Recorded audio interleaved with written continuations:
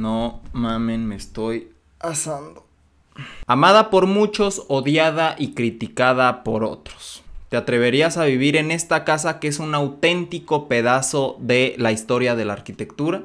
Pues antes de que me respondas si sí o no, déjame hablarte un poco acerca de una de mis obras favoritas de toda la arquitectura, la Casa Farnsworth.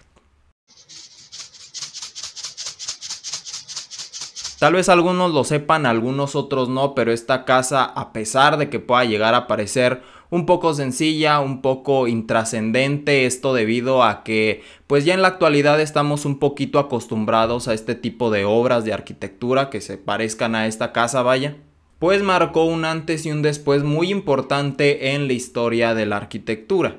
Esto no solo porque replanteó los espacios y la manera en la que teníamos ideada una vivienda, sino que encarna a la perfección la visión y la ideología de uno de los arquitectos más importantes de toda la historia, el señor mi ídolo Mies van der Rohe.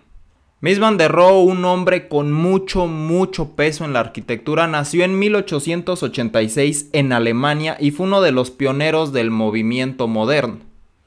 Todo esto de minimizar la arquitectura para que fuera más útil, más funcional y sobre todo más económica. Y es que déjame hablarte rápidamente sobre Mies van der Rohe. Y es que Mies logra tener una carrera brillante en Europa, logra tener una trayectoria profesional bastante reconocida. Incluso ahí es donde llega a construir su obra probablemente más conocida, que es el pabellón alemán en la ciudad de Barcelona. Pero a sus 51 años, en el año 1937, a causas de la Segunda Guerra Mundial, es que tiene que irse a Estados Unidos. Entonces, luego de haber creado de todo en el viejo continente y tenerse que ir a la ciudad de Chicago, en Illinois, llega a asumir el cargo de director de arquitectura en el Instituto de Tecnología de Chicago, con el propósito y con la idea de llevar a cabo sus visiones, su arquitectura en este nuevo país. Básicamente lo que había hecho en Europa, replicarlo en Estados Unidos, pero que tendría un montón de impacto, no solo en Estados Unidos, sino en todo el resto del continente. Pasan los años y si bien no se le llega a presentar la oportunidad de crear una obra muy importante, 7 años después de su llegada a Estados Unidos, finalmente llega la oportunidad que tanto había estado esperando. Edith Farnsworth, una reconocida doctora de Chicago, encarga a Mies una casa donde pudiera escapar de la ruidosa y estresante vida de la ciudad y pudiera conectar con la naturaleza y pudiera descansar, esto los fines de semana. Mies van der Rohe se pone manos a la obra y comienza a diseñar algo muy innovador para aquel entonces. Esto para colocarse a él y a su arquitectura en el mapa de la arquitectura en Estados Unidos. Ya que recordemos que si bien Mies van der Rohe era un arquitecto ya reconocido globalmente, la mayoría de su trabajo estaba hecho en Europa. En Estados Unidos por su cuenta gobernaban dos arquitectos, un tal Philip Johnson y un tal Frank Lloyd Wright. Por lo que Mies van der Rohe ocupaba una obra sobresaliente, una obra contundente. Es así como Mies van der Rohe hizo todo lo posible por convencer a la dueña de las ideas que él tenía y de sus ideales para ese proyecto.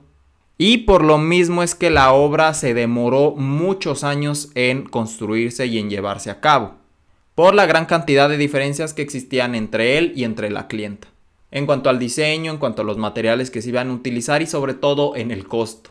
Pero aún con toda esta novela, 6 largos años después es que se logra terminar la obra. Y el resultado final, una bellísima caja de cristal flotante con materiales industriales y que tenía estas amplias vistas panorámicas al exterior.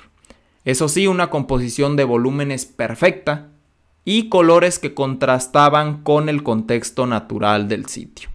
Además, esta casa contaba con interiores sencillos pero elegantes, con mobiliario obviamente de Mies van der Rohe, y que todo promovía el estilo de vida sencillo y mínimo. Pero oh vaya sorpresa, ¿tú crees que este resultado le gustó a Edith Farnsworth, la dueña del proyecto? Pues para nada. El resultado final y el trabajo de 6 largos años no le gustó. Bueno, ella decía que lo que no le gustaba era la poca privacidad que tenía la casa.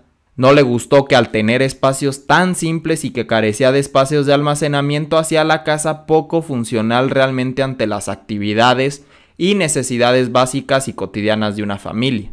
Además de que los grandes cristales de la casa hacían que requiriera muchísimo mantenimiento. Estos cristales tampoco ayudaban para nada a las altas y extremas temperaturas del sitio, ya que si hacía calor te horneabas y si hacía frío te congelabas. Y obviamente la cereza en el pastel es que a pesar de que la casa estaba elevada algunos centímetros del nivel del suelo, esto no impidió que se viera muy afectada en las inundaciones. Y ustedes pensarán, pobre arquitecto, ¿dañó toda su reputación con esta obra? Pues no, para nada. Esta casa fue un escalón importantísimo en la carrera de Mies van der Rohe. La casa de inmediato fue reconocida por su belleza y su conceptualización.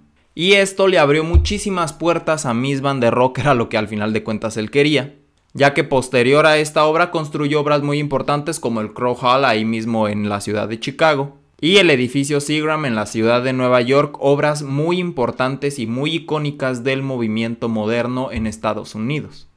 Y arquitectura que es estudiada, admirada y analizada por todo mundo. Moraleja, no le hagas caso al cliente, haz lo que se te da tu gana. No, pero ya hablando en serio, ¿por qué entonces si esta casa cometió un sinfín de errores es tan admirada y incluso en lo personal por qué me gusta tanto? Y no únicamente es por la estética que tiene, ya que si bien sí es bellísima, no es lo único importante.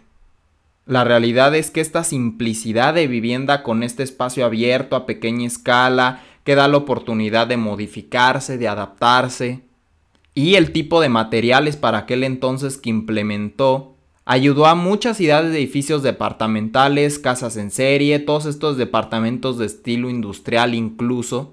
Y además el diálogo que presenta con el contexto es muy interesante. Para nada se adecua, sino que contrasta. Pero en su interior la prioridad sí es el contexto, sí es la naturaleza. Al final de cuentas sí, yo entiendo que para nada es funcional, pero es una completa obra de arte. Por todo lo que engloba, su arquitecto, su época, su conceptualización y por lo innovador que fue en ese momento. Entonces ahora ya conoces un poquito más de esta obra y me puedes responder bien si te animarías a vivir en ella o prefieres únicamente contemplarla como una obra de arte, que es lo que es. Y eso es todo por el video de hoy. Ya sabes que puedes dejarme cualquier opinión en los comentarios, puedes darle like, suscribirte si te gustan todos estos temas de arquitectura. Denle like y apoyen al canal por la sudada y el esfuerzo que estoy haciendo al mantenerme vivo en esta habitación a 50 grados. Y oficialmente están de regreso estos videos de formato un poquito más largo aquí en YouTube. Me había estado sentando, había estado más presente en TikTok, pero ahora sí ya estamos de regreso y estamos con todo. Entonces asegúrate de estar siguiendo el contenido si es que te gusta. Y nos vemos en el siguiente. Sal fuera.